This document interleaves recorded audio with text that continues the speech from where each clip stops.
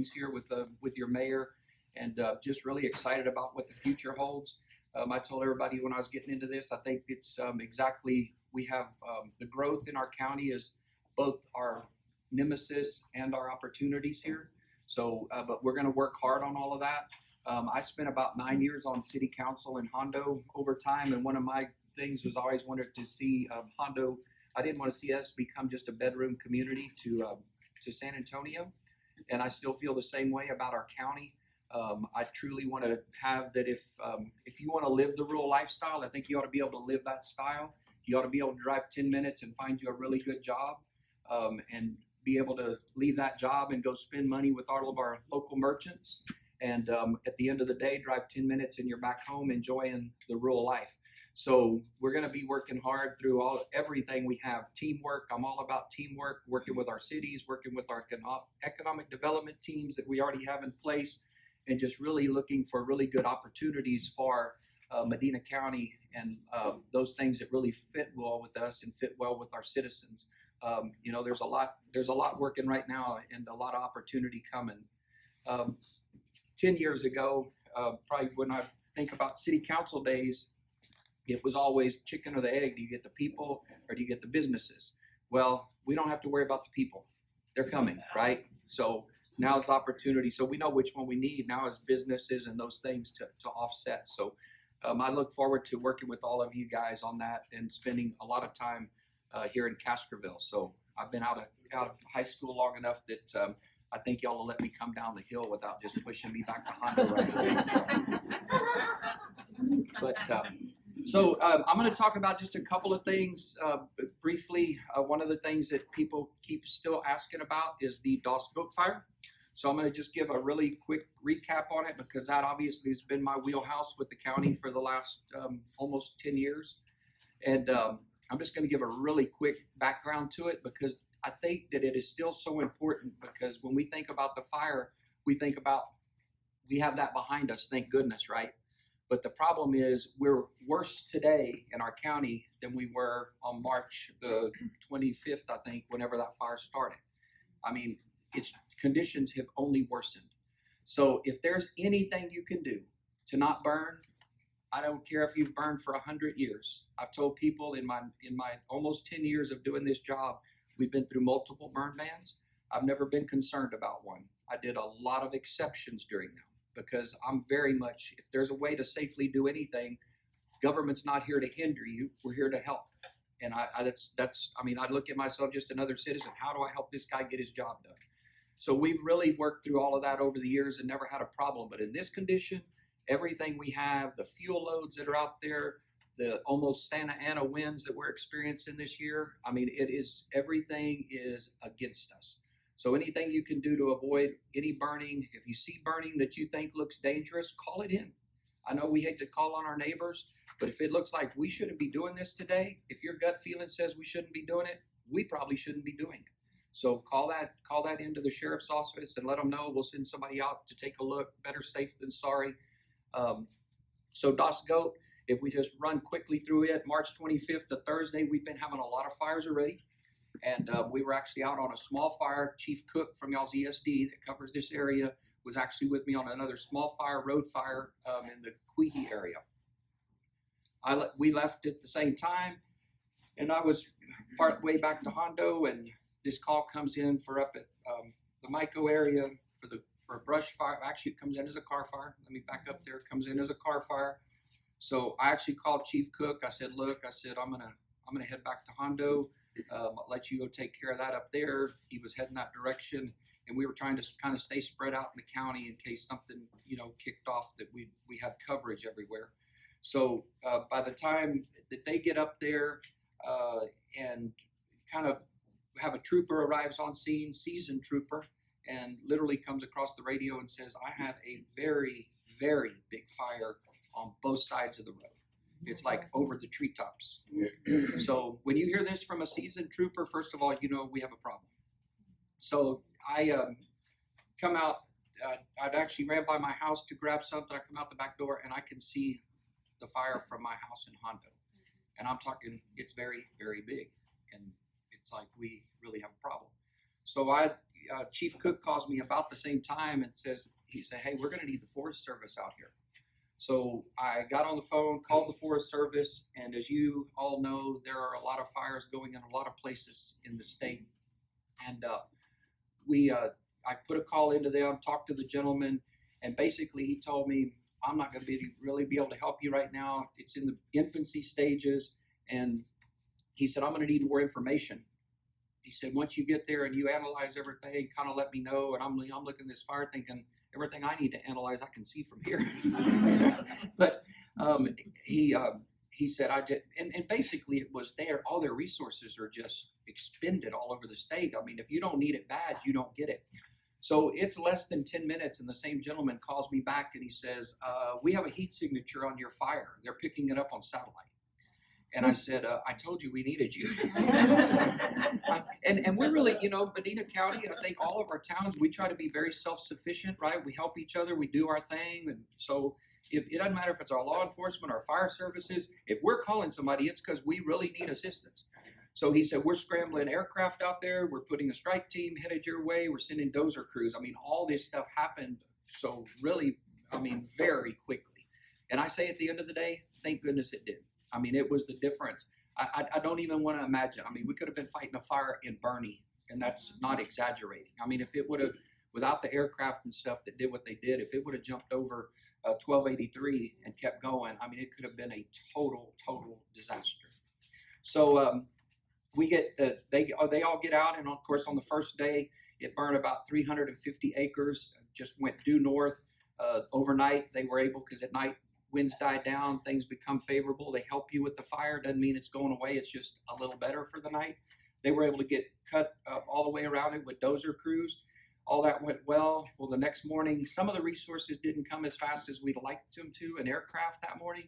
And unfortunately, the winds picked up, and when it did, it just popped out that east side of the fire and made the run for the High Mountain subdivision. So that was, and these fires, there's literally, it's not getting in and stopping this fire. It's trying to prevent property damage and save properties and lives at that point. This fire was jumping over itself 150 to 200 yards. I mean, it would be burning here, and it was burning ahead of itself. It's just that intense what was going on. So the Blackhawks that came on that second day, there were 4 of them, and they dropped almost 200 loads of water each. Thank goodness Medina Lake was right there. Even though I will tell you, we got trolled a little bit on Facebook because we were taking water out of the lake to fight the fire. So go figure that one for me. But yeah, it was. We were thankful it was there, but apparently it was a bad thing. We were getting water out of it. So, thank goodness it was there. We had that. We had aircraft with skids on them. Those hold about 2,000 gallons each that were dumping, and then we even had some of the big aircraft that were dropping some of the red retardant up on there. Have one gentleman that lived back in High Mountain Ranch that was driving back from Austin and watching this on his Ring camera. Oh my gosh. He said he was literally, of course, the fire at that point, it's very loud. It's intense when you're inside of there. But he told me he was literally screaming at the firemen to help to save his home.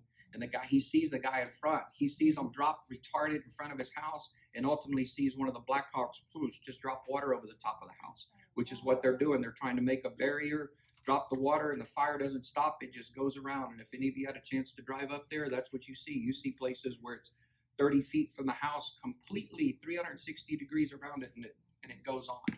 So they were able to save the homes, and what we had up there was a lot of well damage on those properties because they're saving the home, but the well sits 100 feet or so from the house, and so it burned off the top of the well. Some of them dropped in, so it was interesting. They saved the home, but they get there's no water because the well tops had burned off. So that fire, ultimately they were able to get it controlled. We were up there for a week, actually a little bit over a week, but we, at the point of feeling comfortable with it, was a full week. And then y'all probably know we had another fire up to the east side of it about a week later, something like that. So we've had it. We had a fire last Saturday in Dunley that was a night fire. That one there, I really thought we were going to lose a home. It got very close. 2 fire trucks showed up at the last moment. If only one of them would have showed up, we wouldn't have got it stopped.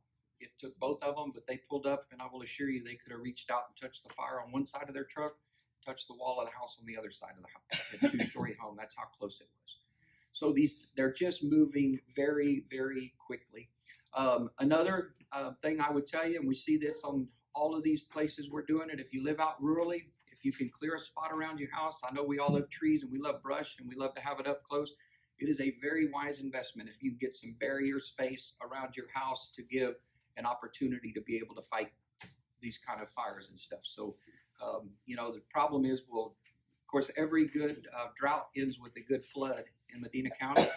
And I said, I'm really at the point where I'm ready to get in a boat instead of on a fire truck.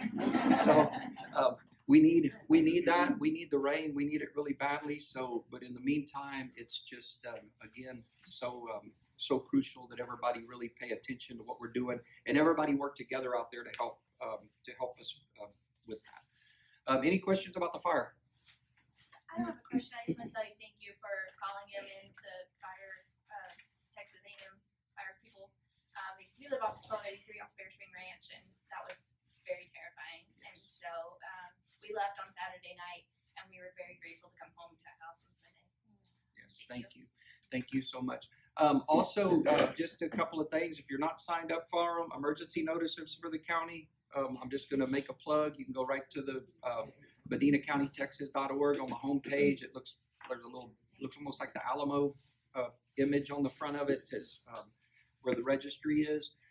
Please register. There's nothing we send out that you wouldn't want your children to have. And I think we live in a world today where all of our kids have it. I just tell parents, get it on your kid's phone and just tell them if you get a message, what that means is you call us to tell you what to do. So, I mean, we're not going to ever put anything out there on that you wouldn't want your children to know about. So sign everybody up that you can on it, and that would really help us. We now have we're over 10,000 people that are registered on there. And I mean, we can send 10,000 messages like at the drop of a hat, which is the same thing y'all do here. It's the same messaging service you use inside of Castroville. We have it set up for each of the cities as well. So make sure you sign up for every place you need it. If you have relatives that live in another town, you want to get those, check for that town and grab the information. That's what it's there for. So we're trying to make sure we can do that for you as timely as possible. Couple of other things. Of course, we continue from the sheriff's side of things. The IA issue is certainly not slowing down any. I will assure you that I don't know the exact number, but it will average for sure that there's a pursuit every single day in Medina County. What I would tell you about that, and the reason I think it's important for y'all to know that, is that you need to have your head you need to have your head looking around all the time. Don't assume just because a traffic light is green that it's safe to go through it, which we shouldn't on our busy highways anymore anyways. I mean, I see them all the time, people running traffic lights, but in these pursuits, they have a complete zero disregard for you and our safety. So, and another thing, I ask you to make sure you tell your kids, I don't care what's going on here, just always be aware of your surroundings and stuff with that. That's my biggest fear, is an accident and stuff coming from what we had one last weekend where they had a pursuit on 35 and it ended up in Bear County, the vehicle rolled, and they had 14 people. They were all in the back of the vehicle and they all got thrown out of it. And I think there's been one fatality, I believe, maybe since then out of that. So it's just the main thing is being aware. I'm not concerned about my safety of ourselves per se, as far as, these people are going to come. No, they're not interested in staying here and doing their thing. They're moving, they're going to wherever they're going, but it's the pursuit and stuff that it becomes the issue with them. So, and there's a lot of it going on. So just being aware of that. The couple of just quick things. I saw the new judge shared with me the new taxing stuff for the county, because I know everybody loves that part of it, right? Yeah. We're also excited that they've come out with certifications. I showed a number that they sent out from the appraisal district. It says that we went up $881 million in valuation for the county, and out of that, $193 million of that is actually new evaluations for the county. With the amount going up, and of course, if you have Facebook, you have any social media, today it's like the number one topic. There's all the different stuff going on with it.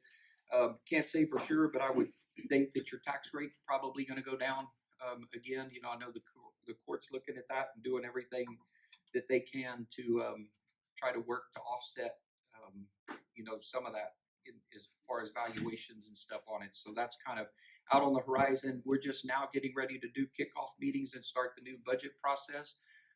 So I'll have the opportunity to work through a lot of that with Judge this year, which I'm very thankful for.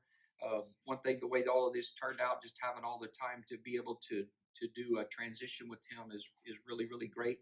So that's one of the things I just wanted to point out to you guys, so you kind of have an idea of how much that went up. A couple other numbers that I thought were interesting. This was from the 2020, but state of Texas, there was 4.2 million population increase in the 2020 census, and that was over 1 million more than any other state. We were at 15.3% increase in growth in Texas versus the U.S. was at 5.5%. So they've all discovered that Texas is a wonderful place to live. So. And then talking about economic development, just a couple of things on there. As you guys know, we have a couple of the data centers that will be located here. We got the one up on 471 in Petrenko that's well underway. Other things going that are kind of bigger economic development things around the county is a company in Sessahall that's working their way into Hondo. And then we actually have another opportunity that's coming, and it's actually Workforce Division is out now, but even the little town of Yancey has a new tenant coming down there, and it's a belt manufacturer. They don't manufacture there. They actually bring in the raw product, but they're a specialty like conveyor belts for food grade. So it's a very specialized product. They've been up in the Northeast for close to 30 years, and they're going to relocate down to Yancey, Texas. So that one's coming on. There's been a lot of work done on working on broadband. Y'all probably seen a lot of that, where we worked with the broadband using some of the Biden money that they sent, the free money, that free money, using it to increase our infrastructure as well. So that's exciting if you live out rurally to get out there and increase all of that bandwidth and stuff, and that'll be an ongoing project that I know we're working hard to kind of get out and do as well. So that's just kind of a quick recap.